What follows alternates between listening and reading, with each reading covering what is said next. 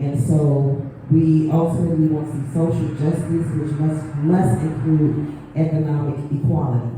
It's not up for debate. You can't have one without the other.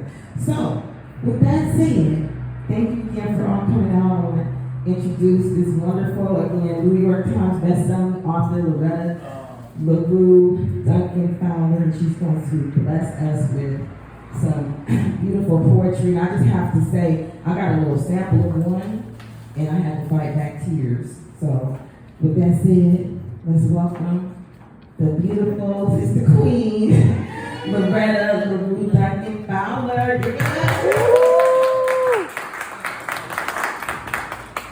How's everybody doing? Wonderful. Good. So I want to be before you go. I want to be respectful of the time. I know that you want to hit the stage, so take your time. Yeah. right. Don't tell me that. So okay, I get it. Trust. All right. So first of all, thank you, AJ, for giving me the opportunity. Sincerely, it's a blessing. Spoken word is my ministry gift. So I use it to reach people, you know, who are in poverty, lack, hopelessness, suicide, all that, because I was all of that. And so God has given me that gift to minister to you. So you know, you can go and have your libations. It's all good up here. All right. So the first poem, I have 4 poems that I'm going to do for you. One is Guiding You. The next one is Choices. The next one after that is Exile. And the next one, the last one, is Your Life. And that's a participatory piece. All right? All right. So in poetry, we either snap our fingers, all right? There you go. Or we clap our hands, we stomp our feet. All right? Okay. So let me get this started. This piece is because I love you and because you allow me to stand here before you. God and you make my skies blue. And I'm not just talking about midnight blue. I'm talking about Perry. God and you start my day right, keep my game tight, got a sister stepping life. Got me playing hopscotch and jump rope and little girl games. God and you got me singing in the rain. God and you are slowly erasing all my pain. God and you make me want to live right, speak the truth in the light. Got a sister's mind right. God and you make my toes curl, make my body swell, make my lips curl into a wide, delicious smile. A raspberry blue Kool-Aid smile, y'all see. God and you make my skies incredibly blue. And I'm not just talking about midnight blue, I'm talking about Harry and my Savior, and each and every one of you. That was hard. Thank you. That's my little one. Thank you. The next piece I did that I'm going to do is for the, because we are having a benefit that Save Our Streets, and because of the war on drugs. You know, when I was a little girl, they was doing war on drugs. I didn't quite understand what it was. You know what I mean? People were on heroin, people were, you know, back then it was heroin, because only white folks did cocaine that I knew of. You know what I'm saying? Folks were being incarcerated. The blessed thing about my family, we're Cubans. So the blessed thing about us was my uncle was on the police force. So he kept a lot of us out of jail. You know, he just said, that's my peoples, don't touch them. So I don't know what they all got into, because I was the young one, you know. But I imagine he kept me from a whole lot of hurt, harm, and danger.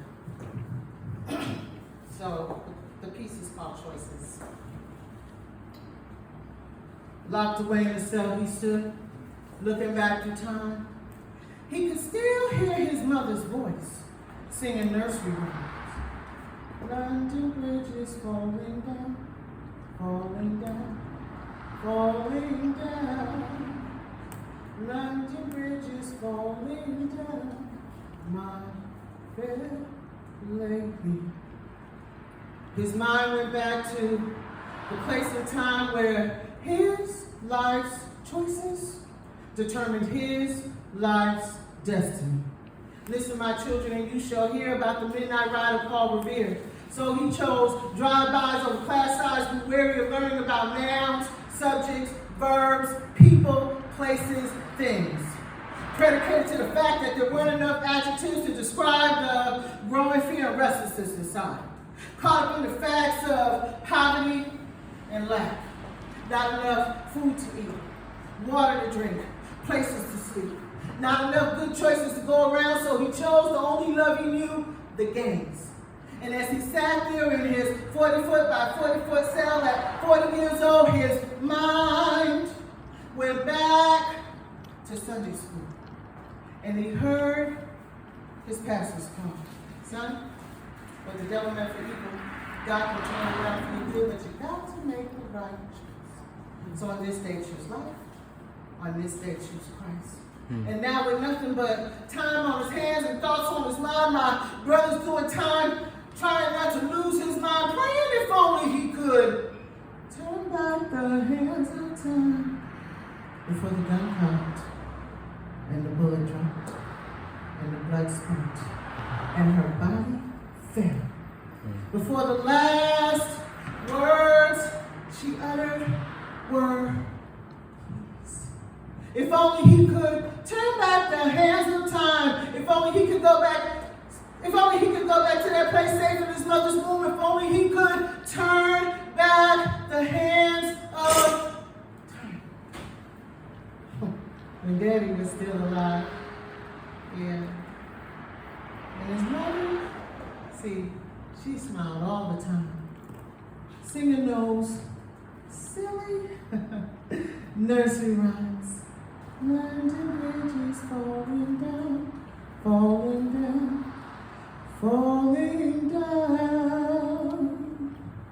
London Bridge is falling down, my fair lady. He built a bridge back to the exact spot before the gun cocked and the bullet dropped and the blood spurt and her body fell. Before the last words she uttered were, so take the key and lock him up, lock him up. They locked him up. Take the key and lock him up, my fair lady. Choices. Do you hear what I said? Choices. Don't let his story be your story. Don't let our story be your story. What the devil meant for evil, my God can definitely turn it around for your good. But you got to make the right choices. So on this day, choose life. I suggest my brothers and sisters, on this day, you choose Christ. Take care. Yeah.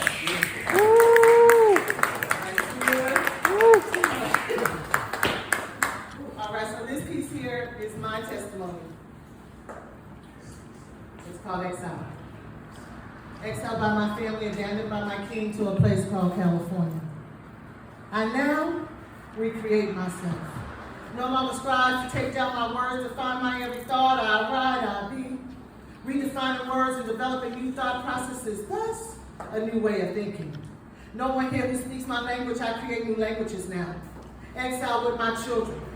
Forced to care for them alone. Sentenced to a life of poverty. In the land flowing with milk and honey, in the land of the golden sun, in the city of trees, I rediscover my self-worth, defining and redefining who I am, coming into the knowledge that my wealth has been paid for by the blood of the Lamb. And so my sentence of poverty has been commuted. See, I learned I can do all things through Christ who strengthens me. So I embody that knowledge and turn these streams in the desert into rivers flowing with milk and honey. Just by speaking the words from my lips, I pave the street with gold bricks, creating yellow brick roads, creating wealth. I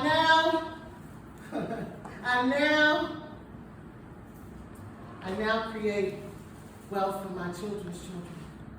The books I write are worth their weight in gold, whether you know it or not. See, I endeavor to teach the world that wisdom is priceless. And with all that getting and accumulating, get and understanding. Not seeking to be understood, but to understand. Not seeking our own will, that God's will be done. Not puffed up with superficiality, perpetrating false integrity, find truth. And if you're stuck in the muck and the mire of life, then know this. That you were once a thought in the mind of our Creator, and omnipresent, omniscient, everywhere at one time, all-knowing force in the universe, too big. He's simply too big to be defined as simply God. You are his greatest intention. And again I say, find truth, man. See, I was exiled by my family, abandoned by my king to a place called California. I'm now a citizen of the universe, residing in the United States of America. See, y'all, I'm just passing through. I'm on my way to my heavenly home. I'm free. Thank you.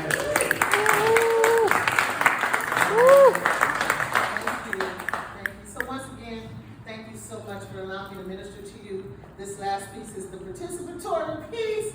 So how we do this is, when I point the mic, you want to say your life. So let's try it one time.